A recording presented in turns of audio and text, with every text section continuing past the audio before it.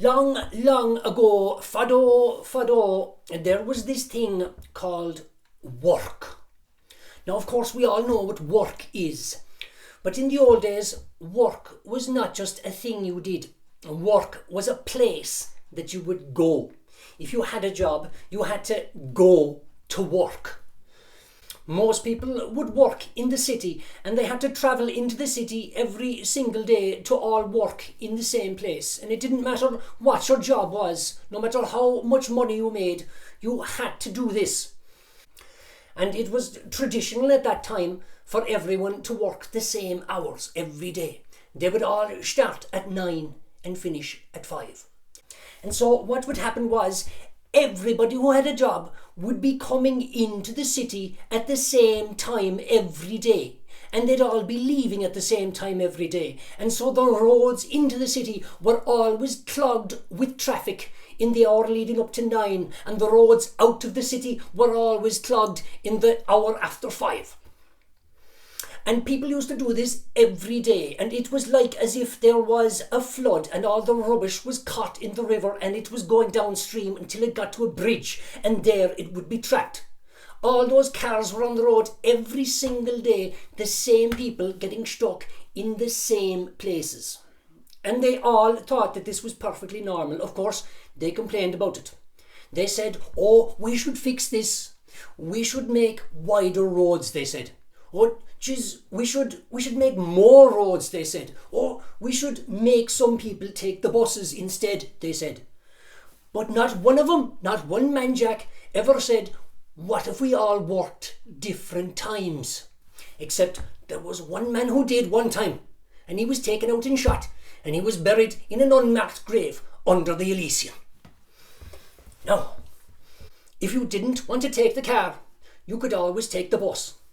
Only the buses would get stuck in the same traffic jams as the cars.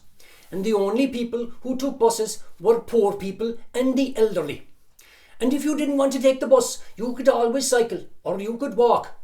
But the only people who cycled or walked were fitness fanatics and protesters. And when you got into work, it was pretty much the same as if you were at home. There'd be a desk inside in the office, and there'd be a telephone, and there'd be a computer, and there'd be a place where you could get your coffee. The difference was that an office was a big building where they had hundreds of desks with computers, and they were all in the one room. And so people would all meet and they'd be working separately, but they'd be all together for some reason. Nobody ever really knew what the reason was. They used to say it was so that the boss could keep an eye on you to make sure that you were working. Only the boss was never there. He was always out. The boss was always out eating eggs Florentine and drinking a coffee the size of your thumb. Or else he was out playing a round of golf with the mistress. Now, people had to go to work every day from 9 to 5. But after 5, nobody met anyone from their work. And so nobody knew where those other people were in between. When you met them in the morning, they could have been doing anything. They could have been eating dirt, or they could have been rolling around on rusty knives, or they could have been hugging and touching members of their family, or any filthy thing, and you'd never know. And it was considered bad form to ask. So you couldn't just walk up to a fella and say, "Have you been in any unhygienic situations since I last saw you?"